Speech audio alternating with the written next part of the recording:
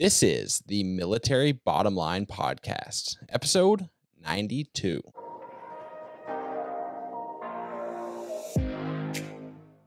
Welcome to the Military Bottom Line Podcast, where we learn from veterans and those currently serving how to make the most out of a military contract. We're here to motivate, inspire, and help you leverage your service to positively impact you professionally, personally, and financially during your military career and beyond. What's up, everybody? Thanks for tuning in today. I'm excited to kind of do something different this time. And I was actually on a podcast recently with Talia Rhea, who's actually on episode 16 of my podcast a while back. And so it's cool. I don't typically go on other podcasts, and I forgot that's a good time. So hopefully you guys enjoy this conversation I had with Talia. We talk a lot about identity, kind of the transition from the military, and then talk about some of the pivots I took in life, whether they be intentional or unintentional. So I really hope you guys enjoy this podcast. Talia does a lot of leadership coaching, professional coaching, business development, and personal development work with veterans and just high achievers all around. So I really enjoyed the questions that she asked. I think they were good questions, and I hope you guys enjoy the conversation as much as I did. Enjoy. But fortunately, ended up joining the Marine Corps. Knocked on the Air Force office. They didn't answer, and the Marine Corps was there at work. So I ended up doing 4 years after doing the Marine Corps. Got out with the expectation and kind of goal of going to medical school. Then took 2 years-ish for me to figure out, like, that sucks. I don't want to do that. So then, I was still in the reserves, pursued flying in the Air Guard. That didn't work out either. And then after kind of that big upset, I was like, all right, well, what do I do now? And kind of honestly just fell into commercial real estate appraising, where I just took over a business, and I've got my own Airbnb. I started a podcast during COVID, kind of all these things. So I really like to dabble and, keep myself from getting bored. So I try a lot of new things. Some things stick, some things don't, but it's all fun along the way.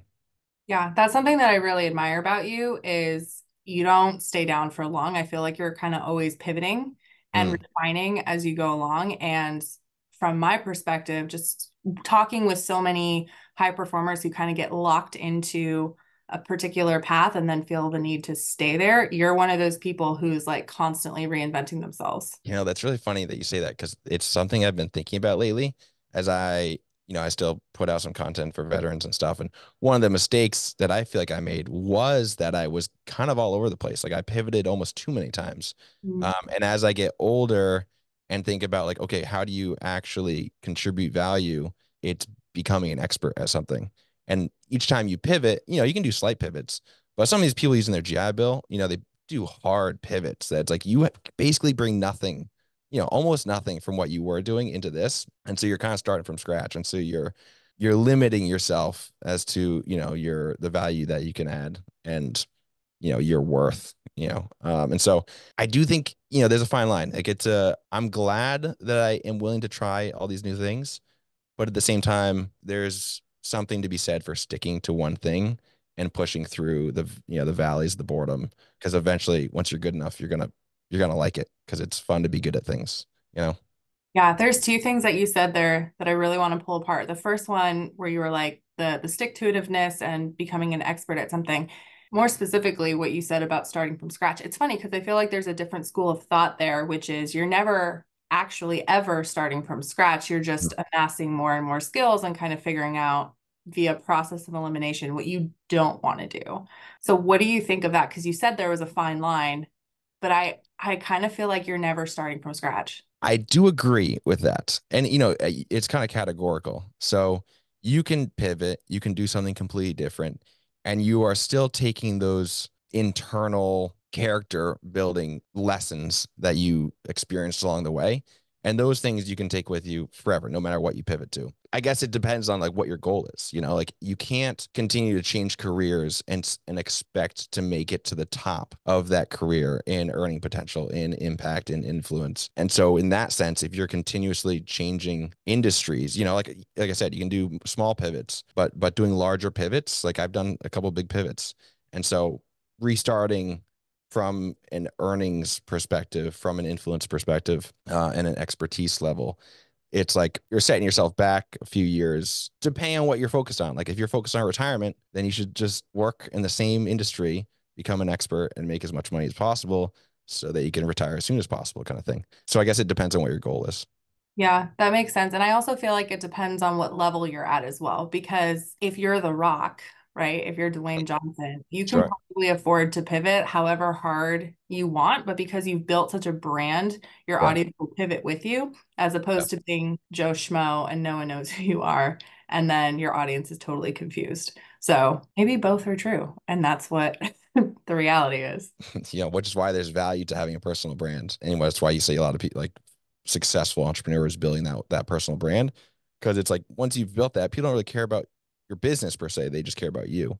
And they'll follow you whatever you do, which is an interesting, parallel to leadership. I don't know if I'd call all influencers leaders, but you know what I mean. Yeah. Well, It's I a do think that like in a day and age where influencers are so prevalent and can hold sway over so many people, the interesting thing about that is there is a leadership component to that. There is a style associated to that brand, and Sure. maybe that's a conversation should take a deeper dive into with Yeah.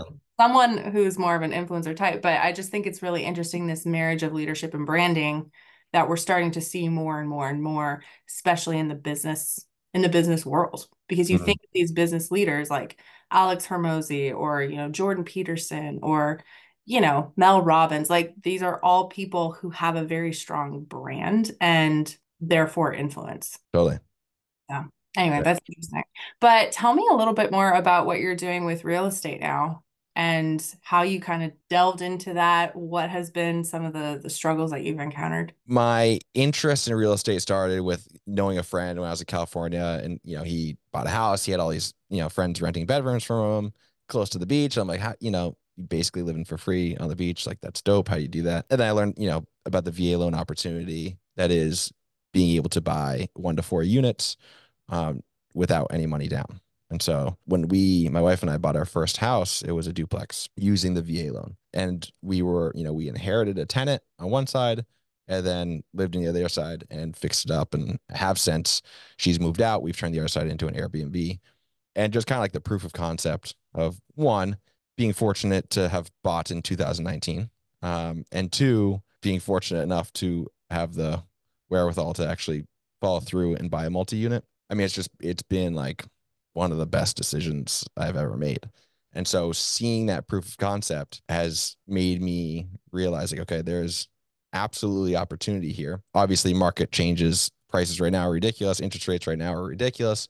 So will it ever be as easy as it was in 2019? No. Like, do I expect every deal to be a home run? No. But I know that there are deals. I know that there are opportunities. And I'm very confident in the continued appreciation of real estate. And so it's just an avenue. It's a tool that I'm excited about, the tangibility of it. And so I think I just went on a tangent. I don't remember the initial question. Well, like I was gonna say, like, what were some of the unexpected challenges that you came up against in that process? Well, yeah, I mean, at this point, so a couple years ago, when my flying career in the military didn't pan out, I was like, what do I do now? And I knew somebody that he had his own commercial real estate appraising business. And I reached out to him because I knew he was kind of nearing retirement. I was like, what's your plan? And that's kind of how I got into the full-time real estate industry. And so I'm kind of trying to do both right now of growing this real estate appraising company and also grow my portfolio. And so I think anybody that's looking to buy real estate right now is experiencing the same problems. Money is expensive. Aren't that many deals on the market, and everything's very high priced. It's hard to get something that actually works unless you got Boku bucks that you can put down and have a higher equity position. And so it's the same problem everybody else is experiencing. So I'm not special, and I think it's just something that like as the market fluctuates, that's what you deal with. So that's really interesting because I I can personally resonate with so much of that. My husband and I bought this house in 2022, so like last summer. Sorry, 2023. And it was insane. It was at the top of our budget. And even though we live in a really affluent county, like we're not bajillionaires by any stretch of the imagination. And the plan is, to start amassing a portfolio. And Mm. it's to the point where a friend of mine and I are actually considering going in on a piece of property together because separately the Totally. two of us just can't afford it. And I almost feel like that's going to be the way of the future for people who are trying to amass like a bit of a portfolio, trying to build a little bit of their empire. They're going to have to go in on it with other people who can kind of share the risk and share the cost and all of it. It's pretty insane. Yeah, especially when starting, when you don't have a ton of capital. But as you buy more properties and things continue to appreciate, you'll have more equity in those properties that you can use. And like, these people that I work with and, see in my day job, I mean, they're just like, you get to the point where it's all just kind of, it's just a snowball. It just rolls into the next thing. And not only do they have the capital to make things happen, they have to make it happen for tax purposes. So at that point, you get to a point like in any job, in any career where things are just easier, and so you just have to work to get to that point and, don't expect it overnight. Everybody that I know that's has it easier, quote unquote, easier, they're still working their butt off. But they're, decades into their career and Yeah. have gone through lots and lots of appreciation. So I was gonna say like the expression that I've always heard is new levels, new devils. It's not that you don't have any more problems, it's just that your problems have changed. yeah, yeah. No, they trust me, they still have problems. Yeah. Yeah. Well, and that's interesting because I feel like, the people that I talk to, the people that I coach, when I ask them, like, what does your ideal life look like a year from Mm. now, 5 years from now? It's always some variation of, I just want to be on a beach in the Mediterranean with a pina colada. And I always push back on them for that because I'm like, that's not actually what you want. Because there are Totally. a lot of people in this world who have, the cash flow, who have like, the staff who have all the things and they're Yeah. still working, which tells me that like there's this human need to contribute, to be productive, to have significance, right? But are you willing to go through the pain points that are required to get you from like here where you currently are to where you Yeah. want to be in a Totally. perceived new level? It's yeah, the grass is always greener. And it's like one of those things where they say, those who can retire usually don't. They enjoyed the process enough to get there. And you're not just gonna like get that, you don't just arrive all of a sudden, like, okay, and all of a sudden I make, however much you need to make in order to be comfortable. You're not gonna just sit on your butt on the beach for the rest of your life. Like that sounds cool for like a week, maybe two. But yeah, I think a different goal is probably necessary for most. Yeah. So, like, what's your long-term goal? Because I know from conversations years ago, you've always wanted to retire early. You've always been really ambitious. So, where's your head at these days? That's something I've been thinking about lately. Like, what is my actual 5 year plan? Like, what do I think is realistic and attainable, and what should I work towards? I live in Vermont. It sucks like 6 months out of the the summer's fantastic, but the winter, I don't ski or snowboard anymore. So I'm like, what? I don't even know what I'm doing here. But I would like to be like an early snowbird, like have the freedom and flexibility to go somewhere warmer for a few months out of the year. And I try to figure out how does that work with my current, appraising business. Because I am, as the licensed individual, I am the business. And so there's limited flexibility there. But, just kind of continue to grow the portfolio. I'd like to, my goal right now is self-storage, and that's something I've been focusing on and trying to find my first facility for probably about 2 years now, which has proven difficult. Uh, Wow. Nobody wants to sell them, right? Understandably. And so I think, at this point, I'm focusing on just getting a couple of facilities, another house hack to, get to the family in a different and bigger place with more space, and really just create more flexibility in life. And like, I don't want to like retire and sit on a beach, but I would like the opportunity to go away for a month and like not worry about the business or worry about the employees kind of thing. Absolutely. Well, what's interesting about you is you've, as you said, dabbled in so many different industries. And I'd imagine you've seen so many different types of leaders and so many types of perspectives on how to approach wealth, how to Mm. approach like fulfillment. What are some of the lessons that have stuck out to you over the years? Man, that's a good question. Fulfillment. It seems like that's just kind of like a word that's thrown around. I'm like, I don't know. When I talk to doctors, a lot of the doctors are like when I was pursuing that, they're like, don't do this. Like do go like PA maybe. Many doctors did not recommend becoming a doctor.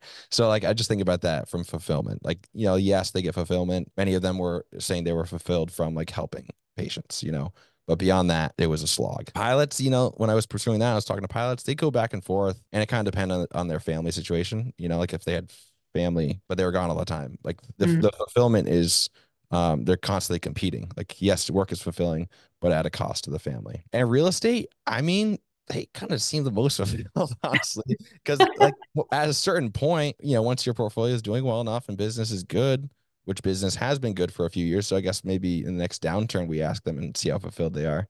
Mhm. They're probably, pulling their hair out and stressing. Yeah, I guess as I compare like the different industries I've worked in and pursued as far as, fulfillment goes, it seems more hopeful, I guess, in entrepreneurship and real estate than other industries that I've spoken to people in. What that kind of screams to me is not necessarily the profession that is unfulfilling, but the environment. Yeah. Yeah, I guess that's could be the case. But oftentimes, yeah, your profession kind of dictates your environment. And so potato, potato. Yeah, seriously. I guess like I've had this fantasy for the last couple weeks because and I should back up. Like I have a lot of friends who are in the nursing industry. And so when you were talking about doctors, that triggered this thought. And they love the job, but first of all, there's a shortage in healthcare. Yep. Systems are broken, everything is old and antiquated, and they're just really, really frustrated, but they love the components of like actually being a nurse. And I was like, what if the entire workforce is going to shift to this like 1099 entrepreneurship, like you build your own work week kind of mindset, in that doctors, like all of these professions that have historically had to be under a union or under like a conglomerate, everyone's going to become their own 1099 employee and go to choose to work with the company or whatever that they want to work with. I don't know if that will ever happen, but I feel like that's where we're headed. I could see it. That could easily turn into a political rabbit hole. But No, no.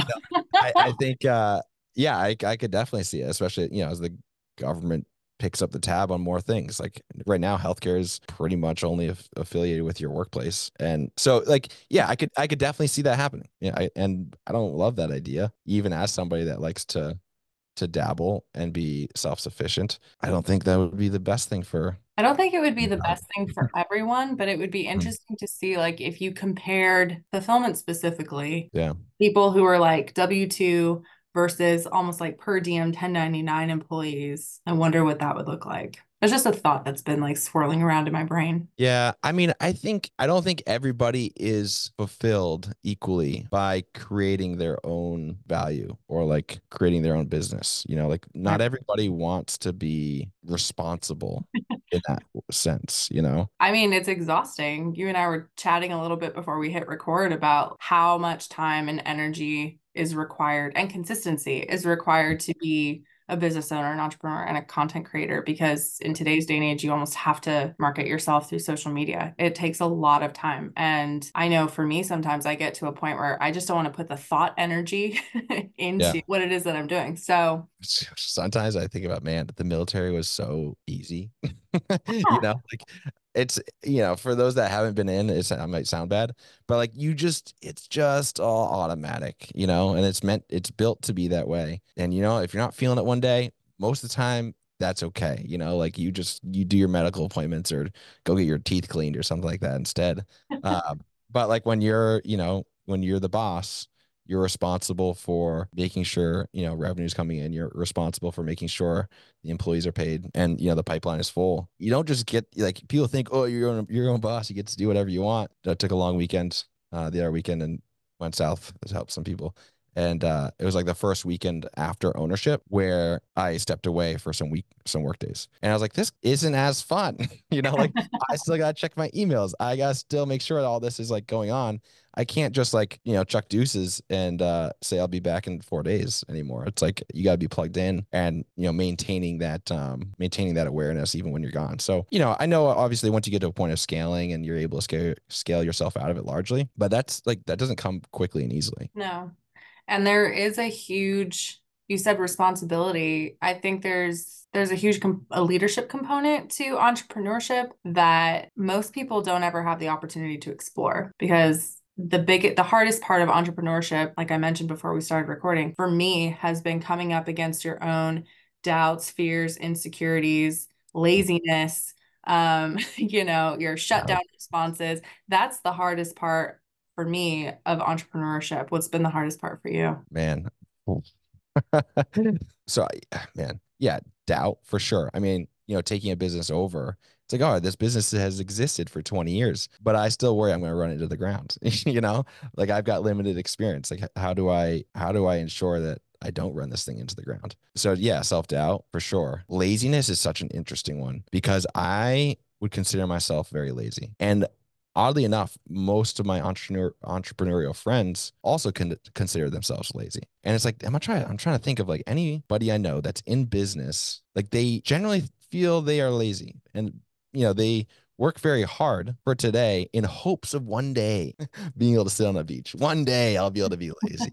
And so it's just an interesting theme I've noticed over the years of like the people that are entrepreneurial and are ambitious are usually lazier than the ones that like, go the traditional route, I guess. I identify with that to some degree. When I think about what my perfect life would look like, Hmm. it would involve somewhat of that beach like dream, but it's like I just want to read a book at a cafe in Paris. Like drinking wine, listening to some music, like that's or Italy. That's my version of the beach Yeah. scenario. And I feel like for me, especially as a high performer, I'm either achieving at a pretty high rate or I'm in like total shutdown response. Sure. Um, curled up in the fetal position. And it's interesting because I don't know if you've ever explored like the Enneagram at all. No. I'm a high three, which is like the achiever type. And what's interesting is when threes hit a stress response, they go into shutdown mode. And I Mm, didn't know that about myself until someone introduced me to this whole concept, to this tool. And then I read the three profile and I was like, oh my gosh, that is my life on paper. Like, what is this? So I'd be very curious what your profile is. Not that it's like a label, but it yeah. just gives a little bit of insight how Mm. you perform when conditions are optimal versus how you perform when you're under stress. Yeah, I'd be really interested to know that too. Yeah, you'll have to send me the thing afterwards. Mhm. I still love to procrastinate. Like sometimes I feel like I'm in, college or high school. I'm like, oh, I got work to do. I got like an extra week for it. Let me just like do anything but this right now. And then I just wait, then you're just like battling the laziness, battling the focus thing of like, all right, just like work, you know? And so sometimes, yeah, when you say that when you get stressed or overloaded, you shut down. I'm like, I am, yeah, I mean, that feels familiar to me. Yeah. Um, Do you do anything in particular when you come up against those moments to like work yourself out of that mindset? throw my phone against the wall because that's usually like the go-to. And I'm like, gosh, I hate this thing so much. Well, yeah, but in seriousness, I guess you're helping me identify it right now. So I will pay attention to what I do moving forward in order to stay on track. Yeah, it's a good thought. For me, I realized that like white knuckling my way through those moments actually doesn't work. It takes a lot longer. What I've realized for me is I have to completely unplug and pull back. I have to go for a walk. I have to read Hmm. a fiction book for 20 minutes. I have to cook something. I have to be completely doing something unrelated to whatever it is that I have to do. Yeah. Kind of like because I get anxious. I don't know if you experience that, but like I work myself up into like this anxious state and then I'm feeling anxious. So then I get more anxious. So I almost need to like get that out of my body Yeah. in order to then be able to come back with a fresh mind and like a fresh perspective. And okay, I can do this. I don't know if that's like speaking to some dysregulation in my nervous system, but yeah, that's what's worked for me. No, I mean, I think that makes sense. Just trying to separate yourself. Yeah, take a breath, like chill out and break things up a little bit. Like when you get overwhelmed and stressed out, whatever, it's not life and death, like stand up. Go like nothing is gonna fall apart if you put this off for, 20 minutes, an hour, heck, a day, a week. Like most of the time, it is not that urgent. And we tend to blow things out of proportion and worry more than the situation warrants. Yeah. Um, So let me ask you this because I feel like with the audience that I have and the audience who tends to be like attracted to my content, they're high performers, usually with a former military background, who are used to achieving at a very high level for a very long time. And mhm. the throughput for a lot of them is they've been on a particular path for a really long time. And there's almost like a sunk cost fallacy of they want to pivot to something different but they're too afraid to for financial insecurity reasons, or a lot of it is actually loss of reputation, like fear of loss of reputation. And as someone who has admittedly pivoted so many times for better or for worse. Like, how have you walked yourself through those objections, and like how have you overcome those things in order to then pursue the next thing? Mm.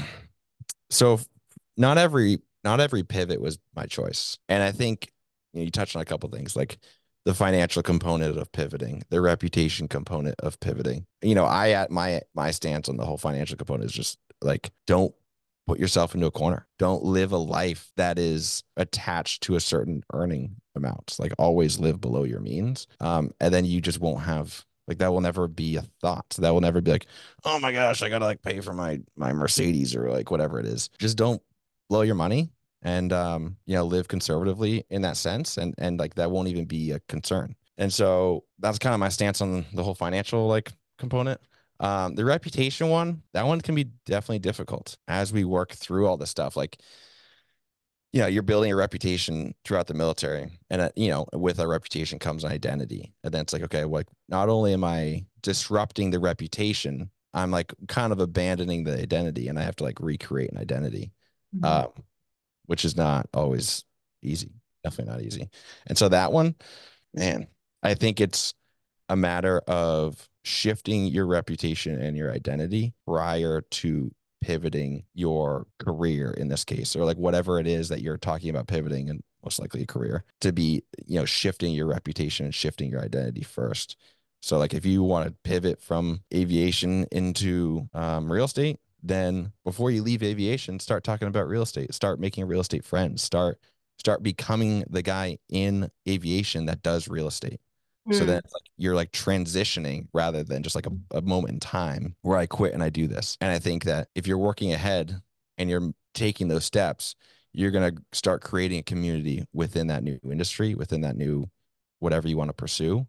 And not to say that you have to leave all your old friends behind, but you now are kind of like creating a division and a separation, and like, okay, this is the new me, this is the old me. And I think that's why like so many people struggle to get out of the military, is because it's hard to the military is all encompassing. You don't really get a head start on like transitioning out and making civilian friends most of the time. And so I think that that's, if I were to work things over again, it's like something I would focus on more, is building a community where I want to go instead of where I am. That's really interesting that you say that. I was having a conversation with another coach, also prior Marine, and we were talking about this very thing, that one of the reasons I think why transitioning out of the service is so difficult is because the military places a lot of emphasis on like the tactical components of job placement and, employment marketability and how to wear a suit and, all of those tangible things.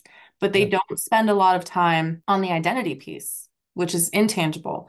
They don't talk about like the emotional shift. And this is controversial, but we were talking about the once a Marine, always a Marine, and how that kind of stunts a lot of identity growth in some ways. I think, at least, like, yes, I was a Marine. Yes, I loved that part of my life, but it's not only who I am. I wear so many other hats, and I've intentionally shifted my identity to so many different things post service. And I feel like I could be wrong, but I feel like I talked to so many veterans who have been out of the service for a really long time, and yet they're still clinging to that Marine identity, even though they're a full blown civilian and have been for a decade, and they're still struggling. And I wonder if it's because they never actually made that emotional shift. Yeah, no, that's a really interesting point. So from my experience, so I left active duty in 2015. I was still in the reserves or whatever, but I had an easier transition out that time as far as identity goes than in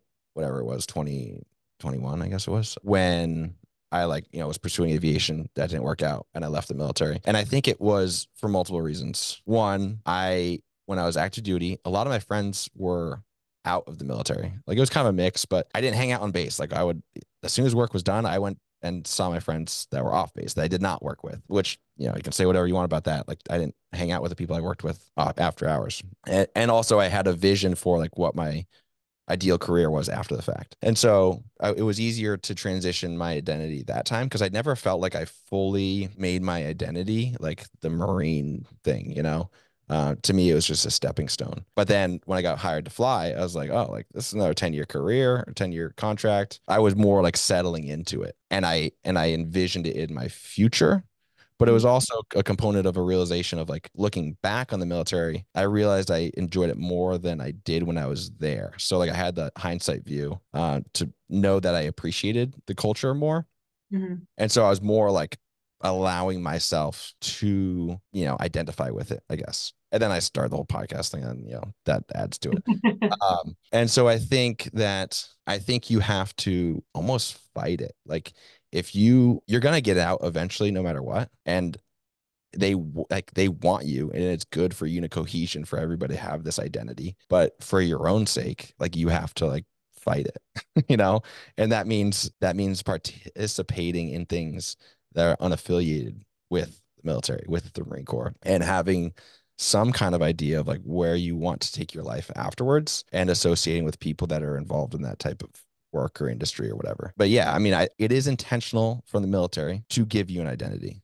So Mm-hmm. it has to be intentional for you to either fight that or intentional for you to create a new identity. It doesn't happen by accident, and like I guess once you pick a new career, and if you're in it long enough, you'll eventually make that your identity just because of time. 4 years being completely immersed in the military is it's going to give you an identity. Yeah, So like time is a huge component. absolutely. Yeah, I think that what we're talking about could be considered, I don't know, controversial, or I'm sure somebody's going to have feelings about it only because the military does really encourage you to surrender every identity outside of Mhm. whatever branch you're in. And then you're all in on that one thing until you transition. And then it's like the day you get out, the day you end of active service, EAS, it's like strings cut, cords cut. Good Peace. luck. Yeah, Yeah. we don't care about your identity anymore. Go figure it out. Yeah. Yeah, and a lot of these folks that I work with, like they're still struggling with that identity piece 10, 15 years removed from the service. And so I think we just need to have a bigger conversation. We need to do a better job anticipating this intentional identity shift way before that EAS date comes around. But you touched on the podcast, and I would love for you to just share a little bit more about that. Like, what is the work that you do? Who do you tend to have on these podcasts? Like, what are some of the cool things you've learned from doing that? So it's something I started during COVID. Like most people start a podcast during COVID. And then it was along the same timeline of like getting hired to fly. And then I was like, oh, okay, like this would be a good combination of like, all these Instagram pilots that, influence and stuff mixed it with an actual content platform. And so it was primarily driven by seeing people get out and like having no plan, and having like they just kind of like wasting the resources. They underutilized the resources while they were in, got out with $0, and then like just struggled because they didn't know what they wanted to do. They didn't have a plan. They didn't save any money. They're just kind of a wreck. And it's really unfortunate to see that. And so I stumbled upon so many opportunities unintentionally that I was like, surely there are hundreds of people out there, thousands probably, that have similarly stumbled upon different opportunities that they had no idea about going in. And it was just proximity, or by a conversation, or some one-off thing that they're like, oh, wait, like you can do that in the military, or like you can do that after the military. And so I wanted to interview people that had unique stories, that had done unique things, found unique programs, and were able to utilize the resources while they're in the military and after the military to have as smooth of a transition as possible, and just, succeed professionally and financially. And I think how that like money makes things easier, it comes with, not even like I'm like super rich or anything like that. That's not what I'm trying to say at all. It's just I have always lived below my means, and so I know the load that it took off. Like, I was enlisted. It wasn't even like I was making a bunch of money, but I knew I had enough money to not like stress when I got out, and not be reliant on like, gosh, I have to enroll in college with a GI Bill just so I can get BAH, just so I can pay rent or whatever. And so I think that people are just thinking very short term when they get out and when they're in, and people think they have all the time in the world and all the money in the world, but once you get out, like the paychecks stop, and you got to figure out your plan. And so it was mostly just trying to like help people financially to make better decisions, help people strategically use their VA benefits, because there's so many ways. Like there's just so many ways, from using the VA loan to buy a multi-unit, which allows you to effectively live for free or better, to using, if you qualify for VRNE, if you use that before your GI Bill, you can then get 8 years of school instead of just 4 years of school. So Wow. there's ways to strategically use what the VA offers as benefits to veterans. And like no one teaches you how to like strategically use them. They just say like, here are these things, use them as you wish. Yeah. And that there's just optimal ways to stack them. I hear that from you, and I can compare it to my own experience. And I know we talked about this on my episode of your podcast, but even how I went about pursuing my master's degree while in the service, I Hmm. stumbled upon that from like a major who was standing duty one night, Yeah. and we ended up talking during like duty changeover, and he asked me like, "Are you pursuing your master's degree while you're in service?" I was like, no. He started telling me about tuition assistance. And then he told me to match my degree, like the dates of my degree, with my career designation as an officer so that I didn't have to do the payback. Hmm. I had no idea. And for those who are listening, the Marine Corps, I assume all branches of military will give you tuition assistance to achieve your degree while you're in service. For the enlisted, there's absolutely no payback. On the officer side, there is a time in service payback. So, you're obligated to serve a couple more years if you utilize tuition assistance. However, on the officer side, you are also required to career designate, which means that you are eligible for promotion until you're kicked out of the service, but you don't have to re-up every so many years like the enlisted do. So what I did is I started my master's degree right before I had to career designate. When you career designate, you get a 2-year service extension anyway. And so it worked out that by the time I graduated with my master's degree, my end of service terms, like it coincided. So I didn't actually have to spend any more extra time in the military than if I had waited another year or another year and a half. And then I would have had to serve probably 7.5 years instead of 6. So again, that's something I stumbled upon because of one random conversation. To your point, it wasn't like someone sat me down and said, okay, Second Lieutenant Bastian, like this is the way that you maximize your time in service. And they probably don't want that either, or they go broke. Well, they're already broke. Yeah, no, I mean it's true, and yeah, nobody, it's only the one-offs that are going to, help you in that unique way, and it's the vast, vast minority that are actually doing it. And so, like, you have to be the person that is, friendly and talkative and striking up conversations with the people that you just kind of guess. You either talk to everybody or you just like look at that person like, yeah, that person's just, you can just kind of tell like which people are like doing stuff and making stuff happen versus which ones are just there to like sit on their hands and like wait the clock out. And so, yeah, I mean, like there's tremendous value to be had by having those conversations and figuring out like what are other people doing and how have they navigated it. I mean, there's incredible, like I met a guy that, some staff sergeant, he had like franchises of like Popeyes and like other things. I'm like, how the heck, one, why are you here?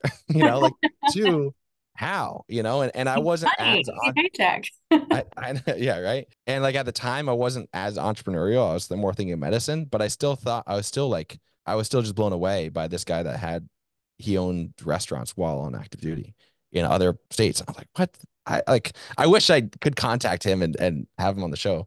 Because yeah, it's fascinating. Like there are people that are doing some pretty wild stuff. And so seeking those people out and figuring out like how are they doing it in the military is super unique because you have all kinds of time to Yeah. work on other things in the military. Unless you're deployed. Like if you're in garrison, there's a ton of time. And even on deployment, I never deployed, so I'm saying this with Yep. caveat. But from what I've heard, if you're not outside the wire, like there's a lot of time to do stuff. Like I know people who got their degrees while they were deployed because they had that much time to study Yep. and your internet connection. So, which these days is really all you need to get your bachelor's. So, as we wrap up here, if you had to think of like a salient life lesson or leadership lesson to impart upon the audience, what would that be? I don't know. I just struggle with like the leadership.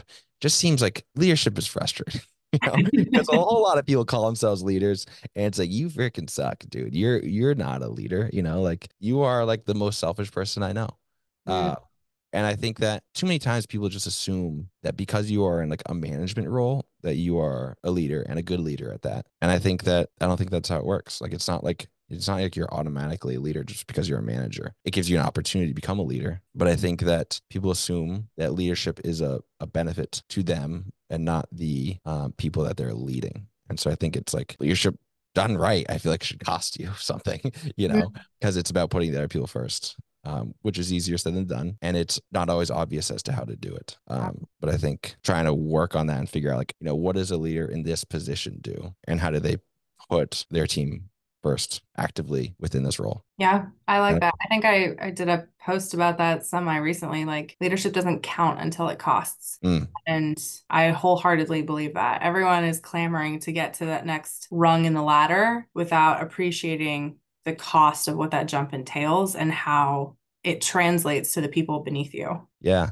The only thing I struggle with it on that is that, like, because I just said that, so I agree. But what if it costs you the leadership position? Then what did you But I don't think leadership is the position though, because as you were talking, I was thinking of, like, I knew privates, I was a lieutenant, but I knew privates in the Marine Corps who demonstrated more leadership potential than the major that I reported to.